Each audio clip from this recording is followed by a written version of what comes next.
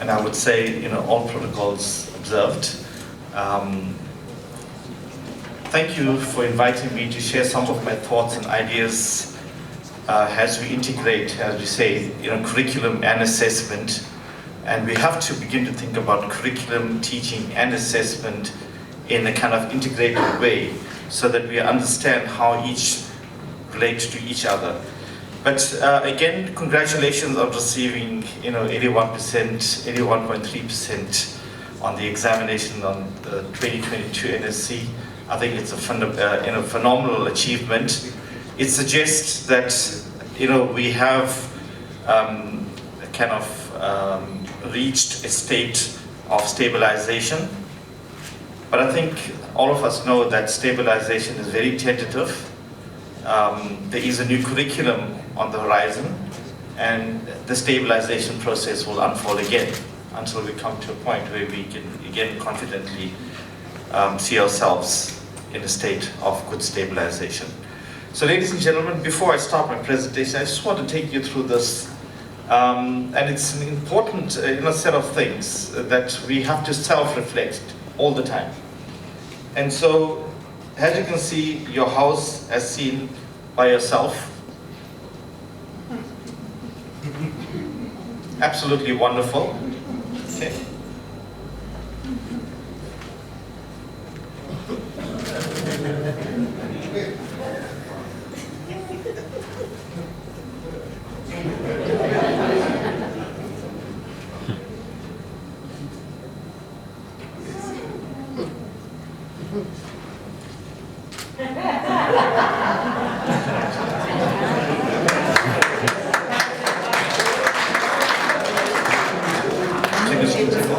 Can you see, you are in the land of the Eradicating municipality, and that's what it's going to be like. But the point of all of this is that we consistently need to put ourselves under scrutiny. We can actually have a very good discussion about who we are, what we do, how wonderful we present ourselves, and everything else. But you have to take cognizance that there are various sectors out there that have different perspectives that they're looking from, and that we need to take cognizance of what those perspectives are and how we respond to the critique of them, because each of them are quite important as we navigate our waters in terms of what we're expected to do and to begin to appease everything and everyone all the time. So pay attention to who your critiques are, what the issues are that you have to deal with, and how we can respond to it. So going forward, I think it's important again to remember that we are only a part of a system, and that there is a bigger system that we need to respond to. So ladies and gentlemen, my title is slightly different, and I'm saying knowledge is tentative until new knowledge is found. Now that's a very important and very powerful statement. This is something that I was actually told by one of my lecturers in my undergraduate studies. That everything changes now. We are in the 21st century, and you can see how there is an explosion of knowledge. There's an explosion of ideas, of processes, and so forth. So what we know and remember through our studying in whatever qualifications that we have, whether it's school, whether it's higher education, and so forth, it is that knowledge that forms the foundation, and that is not the only knowledge that will exist throughout our life. So I thought that maybe this title might be a little more appropriate. Sorry, I just got some. Great. Okay, so I'm going to be very brief as well. A lot of the points that I want to make has already been said by a number of people before me, including Dr. Polya. And so I'm going to skip through some of them because I don't want to repeat some of the things. But I'm presenting this from the perspective of understanding that this is something from an academic perspective, from a researcher perspective, and the exposure that we have to the scholarship around these things. So you offer obviously your examination in terms of your own protocols, your own requirements, and so forth. But as I said, there's another world out there as well. So that's what we are going to do. So I'm going to very quickly go through how we see the purpose of the National Senior Certificate Examinations. And I think importantly, it's basically for us an indicator of the health of the education system. And I think all of us know that. Any system is put in place, we really want to know how it's doing. And so the National Senior Certificate is an indicator, it's one of the indicators of how good our system, our education system is, our basic education system is. And so, to some extent, the National Senior Certificate Examinations do provide that. The NSC also provides access to post-school opportunities, whether it's universities, or whether it's the world of work, or through any of the other opportunities for learning and so forth. But it also provides research interest, because without research, we begin to continuously do the things that we think are working. We want to stay in the state of stabilization. There's no sense of inquiry, of how to innovate, what new things could happen. And therefore the NSC has a research interest in trying to find ways in which to do a number of things that firstly are troubling the examination or assessment system, but also to find new ways of doing things. How we can learn from different exposures and so forth. I think examinations also provide information for high-stake decisions. They're used largely in terms of access to, for example, high-end careers. And so when high-stakes decisions are being considered, there's always issues of challenges. And so we need to have the evidence to support the decisions that we make. And therefore the National Senior Certificate, for example, provides some kind of evidence to be able to almost corroborate the high-stake decisions that we make. But we also find that the National Senior Certificate results are used to classify and rank schools in terms of how can we intervene and provide for quality education so that we can have learners coming out of the system that we can then say that they have learned what's expected.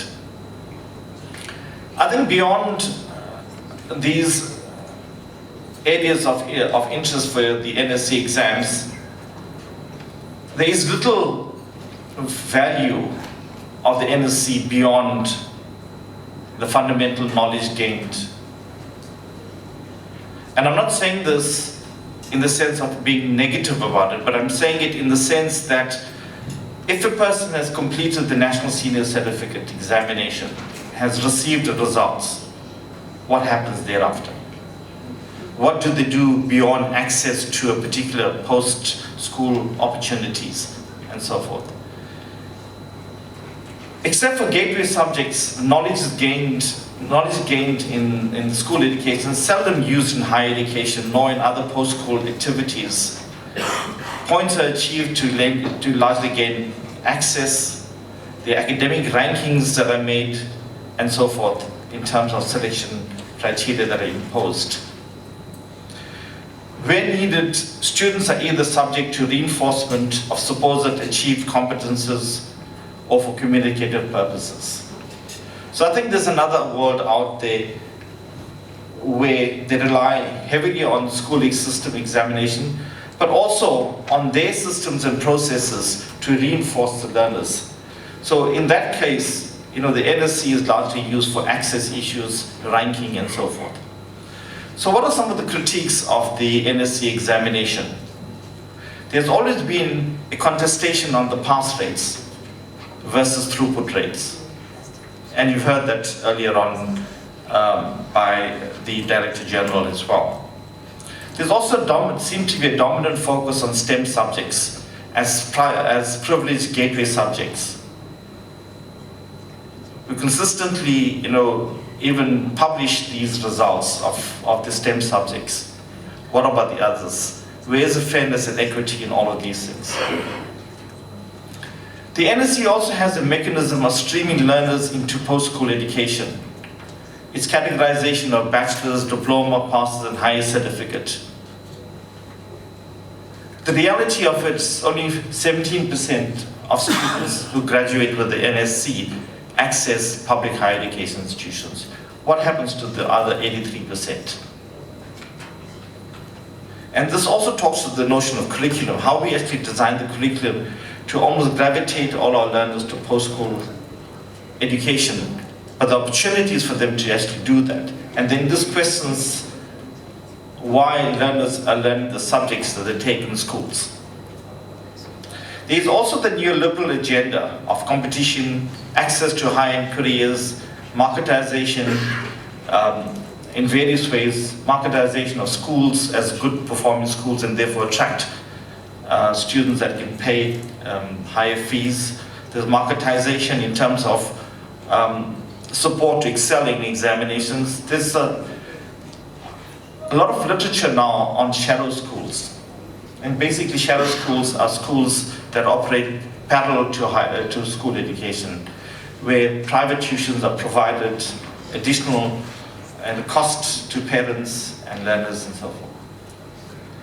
The highest case testing, such as the South African Senior Certificate Examination, has become an entrenched and valued feature of the South African education system, and we noticed that, and Dr. Polly talked about that as well. Yet little attention is paid to the ideological drivers of such a testing regime. And I think we tend not to pay attention to why we're doing what we're doing. There is the issue of transformation, there's the issue of social justice, the issue of redress. All of these things are ideological. At the moment, it's about decolonization of the education, both higher education and school education. What are the ideological systems of thinking drivers that are informing the way in which we conceptualize both the curriculum and the assessment of it? These issues of accountability and surveillance functions of assessments are influenced by, again, neoliberal performativity imperatives. Now, there's rewards and punishments are offered. There's competition that's being presented. All of these are neoliberal agendas. We're not saying that neoliberal agendas are not important, because we live in a globalized community. But should the neoliberal agenda become a dominant force in the way in which you conceptualize both our curriculum and our assessment of it?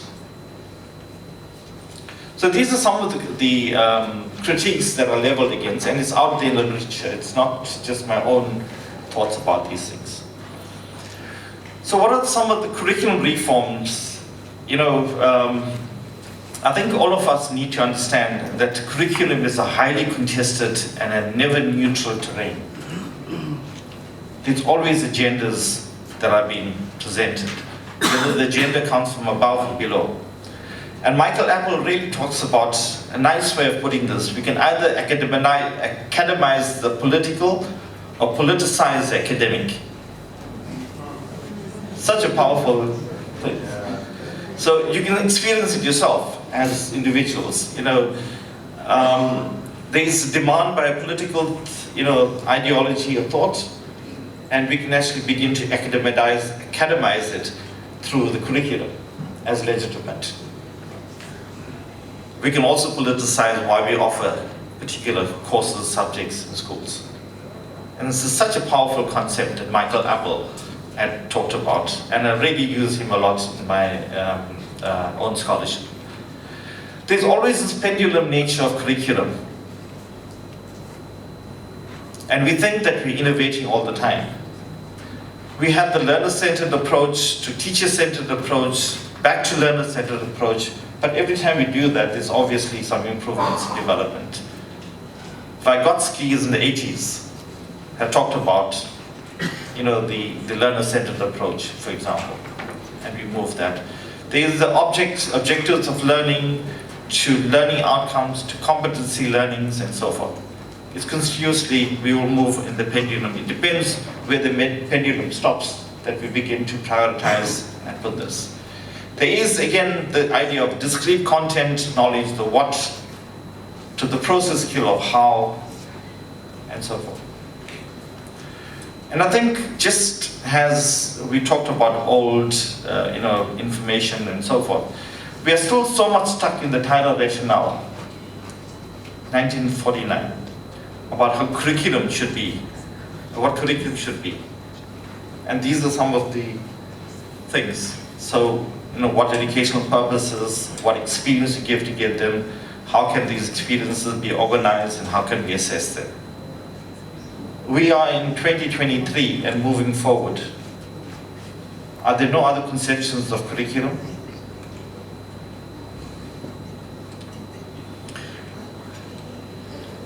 The purpose of school has always been on our minds.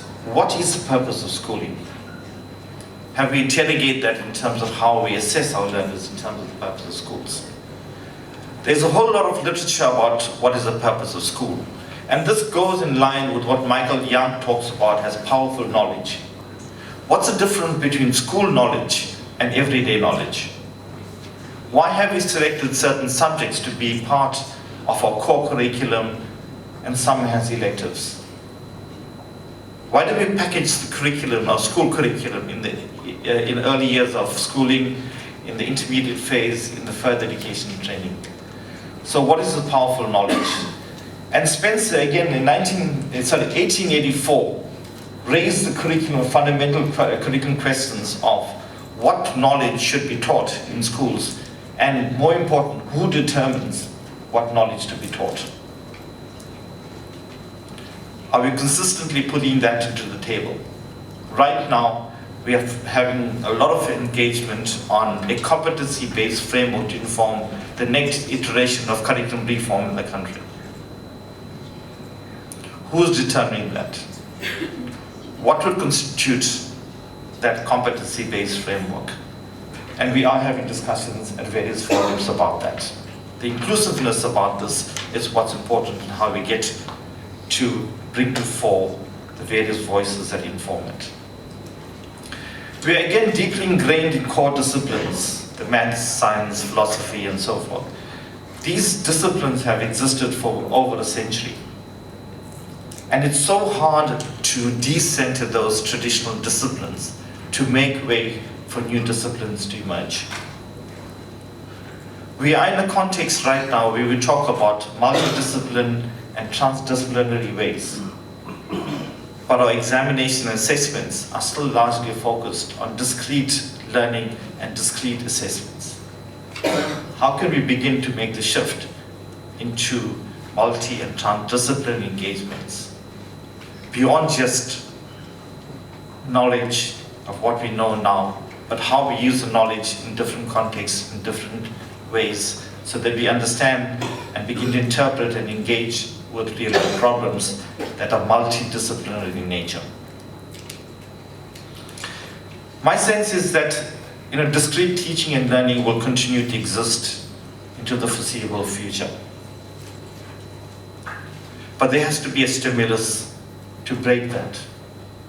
An examination or assessment, the broader concept, might be that stimulus to break away from the discrete teaching and learning that we see unfolding in years to come. This issue about decolonization debates the decentering largely of global knowledge systems. But what do we have it to replace with? In a country, we were presented earlier on with the idea of offering all the assessments in the various languages, introducing teaching and learning in different languages. Is that what we refer to as decolonized education?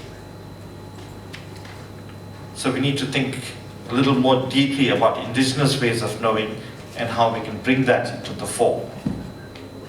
And use context as a basis for engaging in terms of finding solutions to what we face.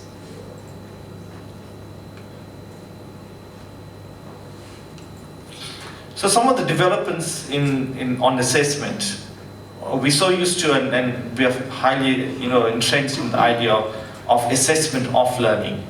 That's your examination, the summative assessments. But there's a whole project that's unfolding in the country and beyond our borders as well, in terms of assessment for learning, the formative way of learning. And so teachers and schools are being exposed to the assessment for learning protocols and what it means to implement those in schools.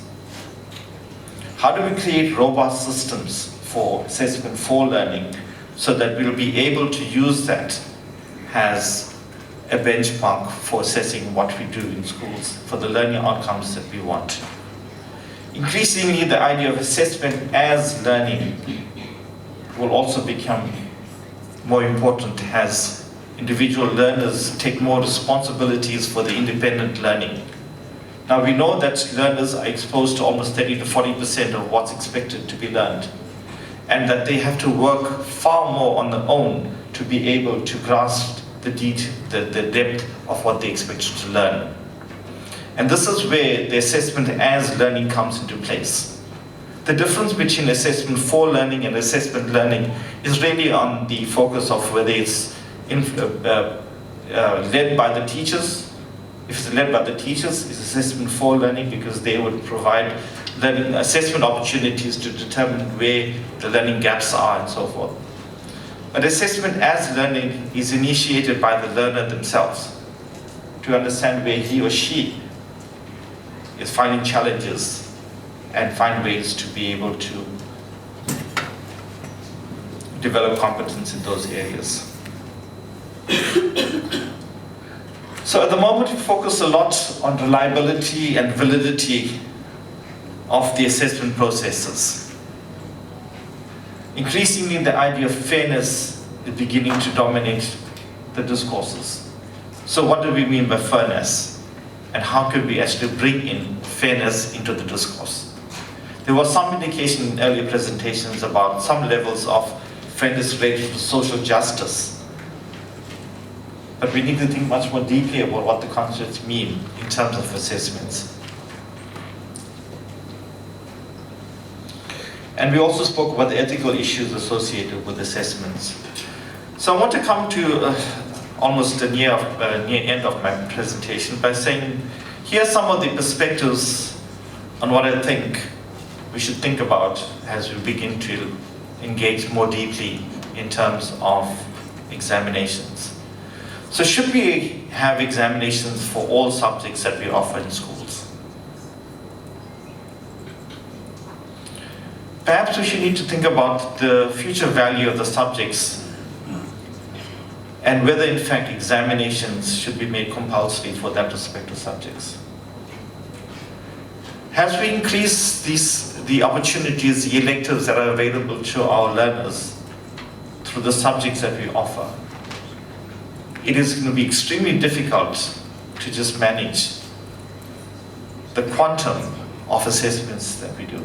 As we move more into formative assessments that are influencing teaching, learning, and assessments in schools, the notion of examinations as a unit needs to shift its orientation towards assessment and begin to bring that language of assessment to replace examination increasingly. So we mustn't only focus on the standardization of examination, but the standardization of assessments, the management of assessments, the quality assurance of assessments. Cluster examination. Should we have one examination per subject, which are discrete? Can't we have examination that includes a number of subjects in a multidisciplinary, transdisciplinary way that integrates the competences that one needs to be able to respond to a question, to a problem, to an issue? In that way, we're bringing integrated assessment more into the fore, rather than just a summative examination.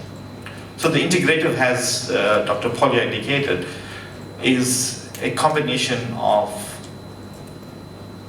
formative assessments and summative assessments but more important, it is in an authentic environment. And that authenticity is so crucial in the examination process or the assessment process within an integrated assessment process.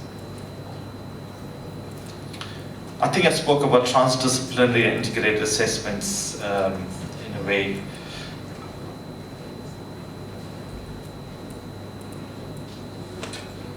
So, what are the future skills that we need to pay attention to? I think all of us do understand that technology has become the tool of the world, and we have to increasingly embrace the technologies that are unfolding, and they're going to become more sophisticated as we begin to develop innovations in technologies. And so, should we just focus only on recall, on working on problems and so forth? What about how to search for information and knowledge? What about determining the authenticity of the information and knowledge that they are exposed to? How do we make decisions about whether the knowledge or the information that we receive is authentic? What about the credibility of the information? Where is it coming from? How was it determined? And so forth. The usefulness of the information. The integrating knowledge within a multidisciplinary ways. So these are the skills that will, or the competencies that will increasingly influence what our learners are going to be exposed to. Technology is going to be in the palm of their hands, in the classrooms and so forth. They're going to be exposed to a whole range of information and knowledge. How do we make those kinds of decisions? And some of the 21st centuries, amongst others, are the fast-paced change, working with big data, disruptive environments, high-end technologies, dominance of artificial intelligence. ChatGPT is now the current trend that we are all concerned about and how it might influence school education and higher education equally. The communicative competence, and finally, the tentativeness of knowledge, the explosion of knowledge. And with that, I'd like to thank you. There is so much more that we can say.